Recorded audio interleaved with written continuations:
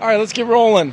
Exciting week, leading into what will be our first preseason opportunity. These guys have been working really, really hard. Camp is going, as to plan. We've had a mentality with this camp that's showing up, depending on the emphasis of the day, how our guys are handling it, but also now as we transition into a mindset of still working against each other with schemes and all those things, still being, aware of how we want to approach Thursday night. And really take advantage of one of our longer trips, if not the longest we'll have all season long. 7 p.m. Pacific, 9 p.m. local time here, the travel back and what that looks like to try to transition back and move along like you sometimes have to do, and we will do throughout the season when that comes up. Don't want to touch on, haven't had a chance to talk to you guys since unfortunately we did lose James Lynch to his knee injury.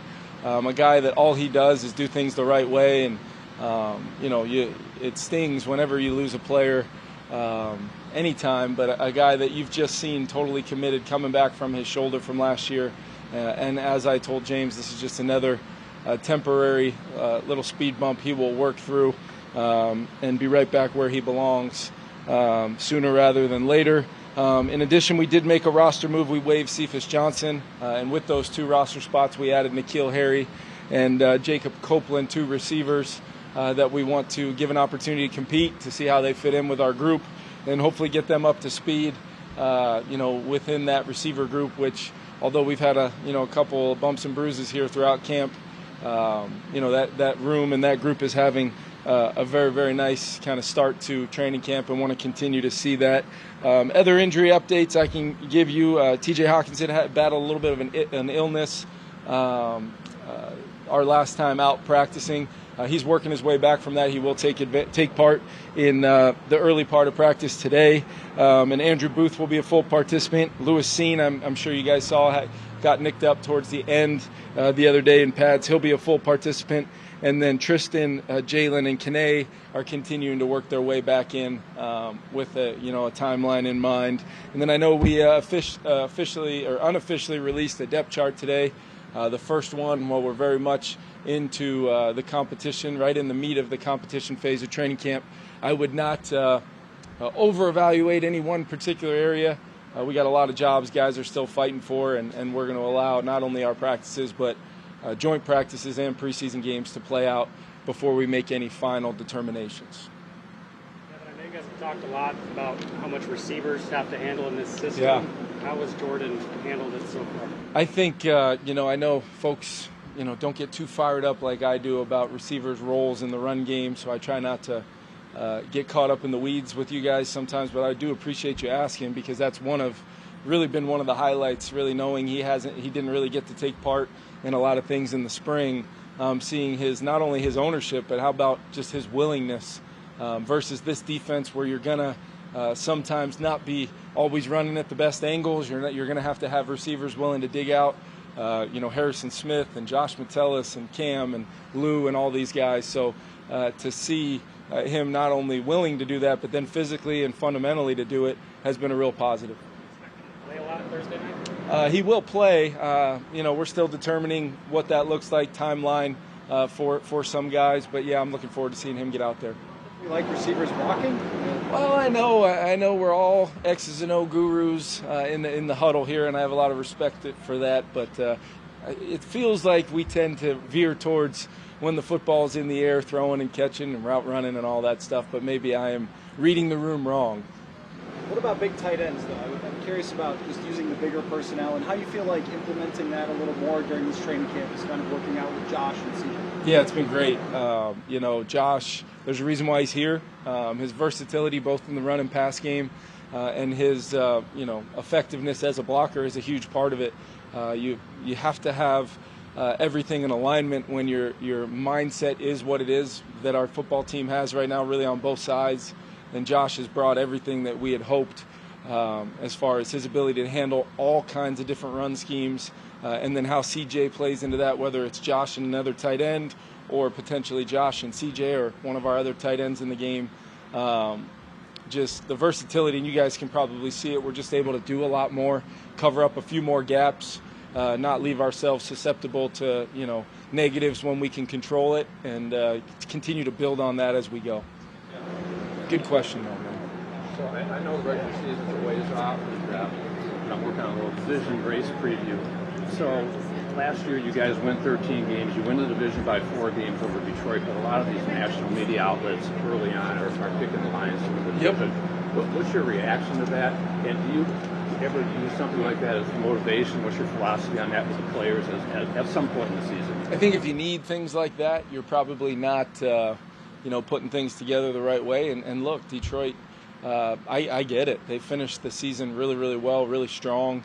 Got a lot of respect for what Dan and his staff is doing there with that football team. But ultimately, we know we were able to win the division a year ago. It was a goal of our team to do that, and we accomplished that. But that means absolutely nothing for this year. And we'll get our first opportunity against a non-division opponent September 10th, and then away we go from there with a mindset of each and every week improving as a team, controlling what we can, which unfortunately the outside narratives, they are what they are, and I have respect for that. But at the same time, I can pick and choose when I feel like we need to use that versus we got a group that I would imagine doesn't need to hear that from me to know that's going on, and how they compartmentalize and motivate themselves is what makes this league so special. And we can go out and prove whatever we feel like we need to prove on a week in and week out basis, and let our play determine everything from there.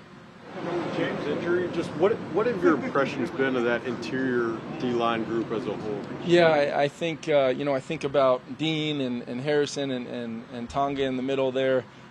With the way we're playing, I felt those guys, and maybe it's being in a little bit more of a different mindset fundamentally with their techniques, and being able to penetrate a little bit more and allow them to activate some things, both from a coaching standpoint, but also what I love about Flo is he's allowing guys to activate things and fill their toolbox so that then they could apply it based upon their film study, their understanding of what we're trying to do, which is a really cool part of our defense. And then I've seen some really good depth there, improvement from a guy like Asezi. J. Roy comes in as a rookie and is showing what he can do. We got a veteran in Bullard who is always so rock solid for us, and on and on and on as far as the depth goes. And it'll be tested without James. He had really started falling into a nice little role where he could be really versatile. That's one of the best things about James Lynch, is he can play really all 3 spots depending on if you're at a pinch or a guy goes down. So we got to find who's going to fill that particular role and how it fits with the other pieces once we get down to cutting down our roster. The competition at cornerback. Yep. Do you have to see all those guys in the preseason?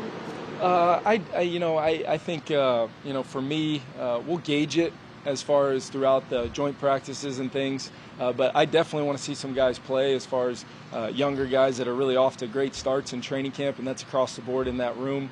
And then just understanding how we can be smart, and knowing that part of the thing when you challenge your team to practice the way we are and then have 2 joint practices, we got to be smart with our group. But we'll determine all of that situation by situation.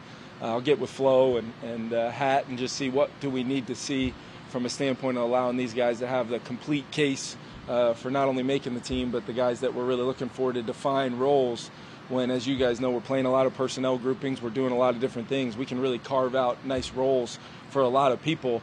The depth chart may end up being what it is, but we're going to play a lot of people and activate a lot of guys' skill sets within the defense.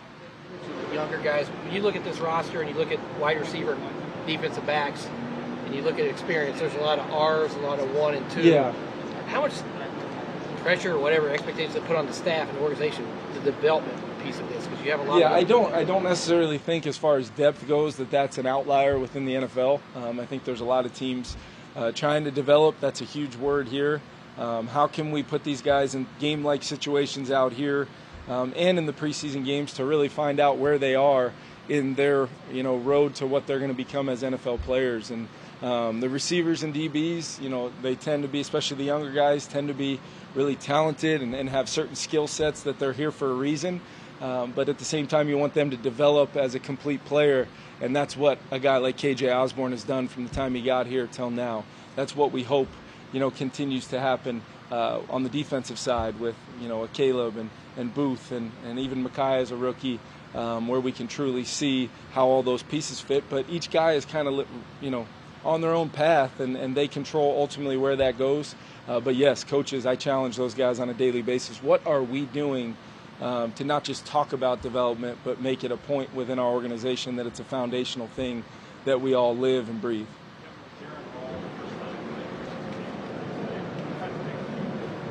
What kind of things do you want to see him do in a game to kind of get a sense of where he's at? Yeah, for a young quarterback, game reps. As many times as I shout, you guys may even hear me say it, hey, this is a game rep right here, game rep. But when it is on the practice field in a controlled environment, that is much different than when you snap the football, you got the rock in your hands, and you control the fate of that particular play, that drive. Can we, put enough plays together at that position and hopefully have the execution around him to a point where we can score and try to move the ball and get points. And I love the opportunities he's going to have over the next 2-3 weeks to really bank a lot of reps, and hopefully he's off to a good start in training camp. We're really happy with where he is coming off the spring on into training camp, and now he gets some opportunities to hopefully show us that he can take that to the game field and in-game reps, live bullets, see what it looks like.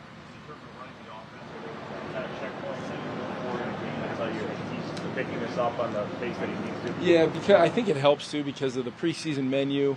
He's running a lot of things that are core principles of our offense that he's been doing really since rookie minicamp in a lot of ways. So the hope is he doesn't feel stressed above the neck going into that game, so then he can physically just go play. And then the best part about it is the tape and the reps that we can coach off after that apply to everything he does both in games and on the practice field. Depth charts are unofficial. The running back did this second. And I'm curious, injury aside, obviously, but as you came into camp and started off the early part, is that what you wanted to see, or is that just you had to give one of those guys the second? Yeah, that would be one position that backup spot is really fully in the competition, and because of Kene getting a little temporary setback, we didn't want to, make any, I can tell you that sheet of paper, we are not making any decisions at this point and really want to see those guys get a full body of work before we determine overall what that position looks like. But, Ty's been really solid in running the football and showing those instincts that we saw last year in the preseason that we're excited about. And he continues to grow from an understanding of protection and, what are my rules on this play pass protection versus that? It's third down against this defense, and there's a lot of stuff going on. It's been fun to see him stress. There's been some times where he's handled it really clean, and then there's been other times you see Curtis Modkins walking right up to him after that play ends, and those are all growth moments that we hope to see. Consistency is the word with a talented player like Ty, and then with Kene's skill set, it's just getting him back and getting him into a groove, so then you can start giving him the opportunity to show those things as well. Last two questions. Kevin, with Caleb Evans, it seemed like last year in camp he kind of caught your guys' eye with the coaching staff. What was it about his skill set sort of set him apart and has made him in the position that he's in? Yeah, physically, just his body type, his length, but then he's a vertical speed guy. Puts his 40 time shows up when he's in those transitions where he's got to be at that top mile per hour to go make a play on a ball. But then what I love is just, what he's taken from last year, his game experience, some of the things we asked him to really emphasize for the betterment of keeping him on the field and staying within that starting group. But also just a new defense and totally new terminology. And although it's not a quarterback going to a new offense, for those DBs and the moving parts, the different leverages and how things change really fast, I just think he's done a really good job early on absorbing all that. And he's a player that we hope to continue with that arrow up all the way through into the season. And I think the best thing is he's gaining confidence every day to just go play the position. He lines up a lot of times against the best player in football at the opposing position. And he's lining up against Jordan and KJ and TJ when we split them out. And all those things allow him to get a lot of really good reps that will translate to playing teams like, the Chargers, Kansas City, even in the opener with an elite player like Mike Evans. Like, all those things translate every single day. Last one. What do you see out of him in the season essentially ended early last year? Like the way he maybe got the most out of that time. Caleb? Yeah, he was around, and he was constantly with those guys in the weight room working on the things that both Tyler and Uriah had identified for him from from a health perspective moving forward, but also continuing to build that toolbox of his physical skill set is great. But why not make it better? Why not do everything you can within your power? And to see a guy, a lot of times the hardest year is that grind from your college year, getting over through draft prep into rookie minicamp, and then it just feels like it does not end for those guys. So his willingness to just I remember seeing him maybe the Monday or Tuesday after the season, and he was here consistently, was really, really cool to see, because it's a player that has he sets his goals, he's got a mindset to go get it done, and then he's doing the things that nobody sees that will not surprise any of us when we see him go have success. Yeah. Thanks, everyone. Thanks, guys. Thanks, Kevin. Thanks for bringing the good weather today.